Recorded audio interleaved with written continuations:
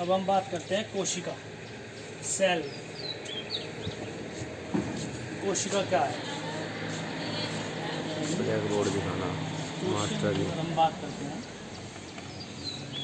कोशिका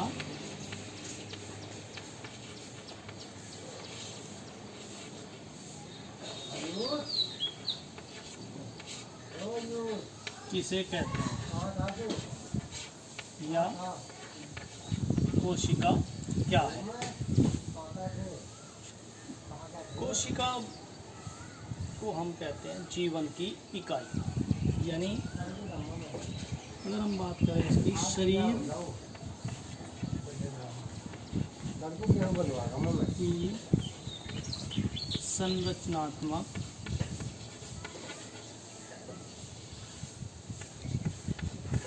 क्रियात्मक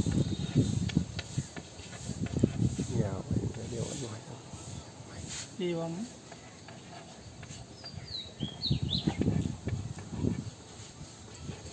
आनुवंशिक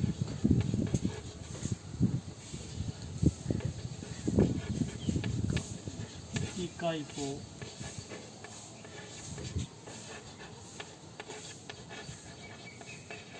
कोशिका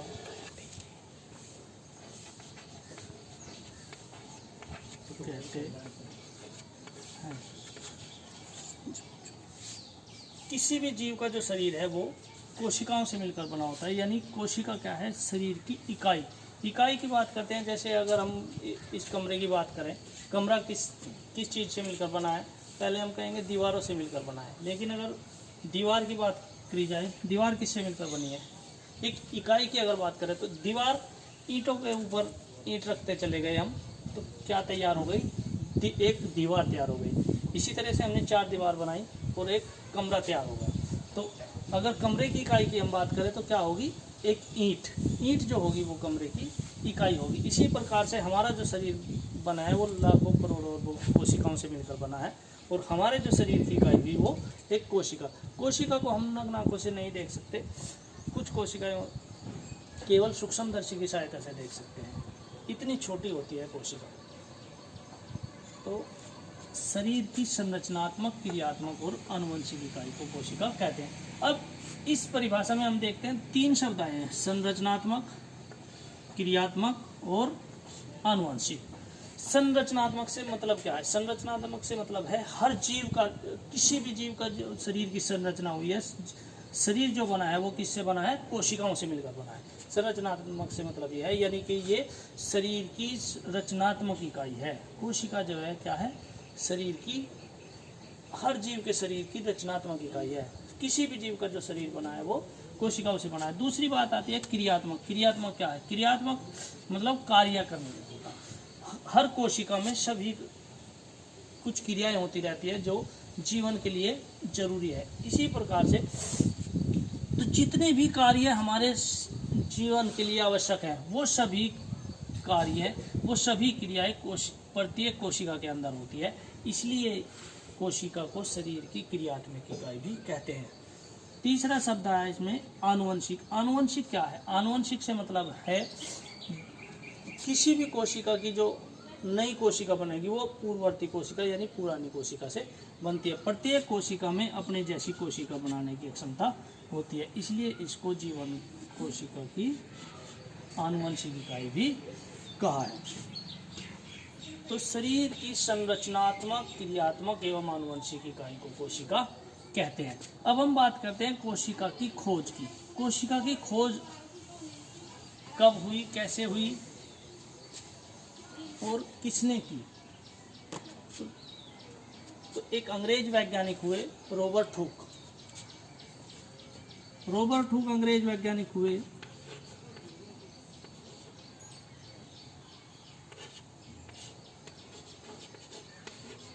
रॉबर्ट हुक अंग्रेज वैज्ञानिक हुए। इन्होंने सन 1665 ईस्वी में कोशिका की खोज की।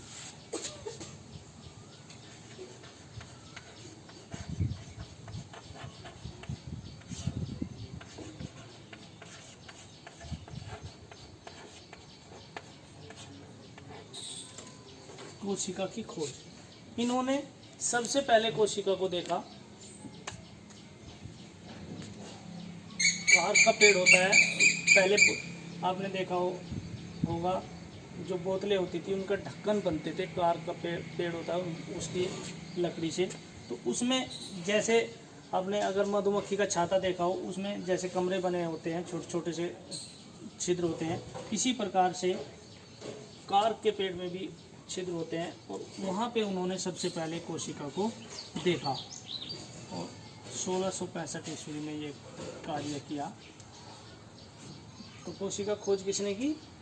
रॉबर्ट हुक ने सन 1665 ईस्वी में।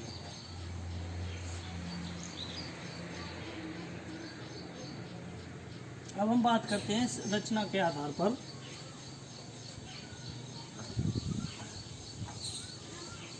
कोशिका कितने प्रकार की होती है?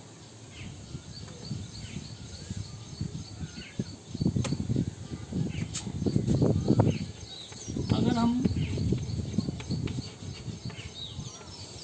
कोशिका के मूलभूत संरचना के बारे में सोचें तो दो प्रकार की कोशिकाएं होती हैं, प्रोकैरियोटिक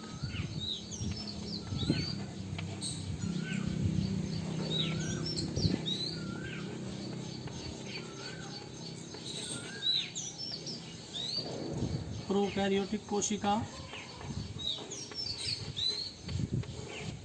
और दूसरी होती है यूकैरियोटिक कोशिका।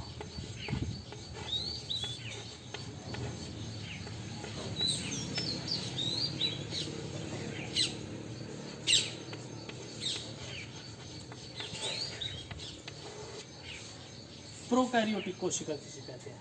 प्रो मतलब प्रीमिटिव मतलब प्राचीन। जो सर्वप्रथम कोशिकाएं उत्पन्न हुई पृथ्वी पर हमारी, वो प्रोकैरियोटिक कोशिकाएं।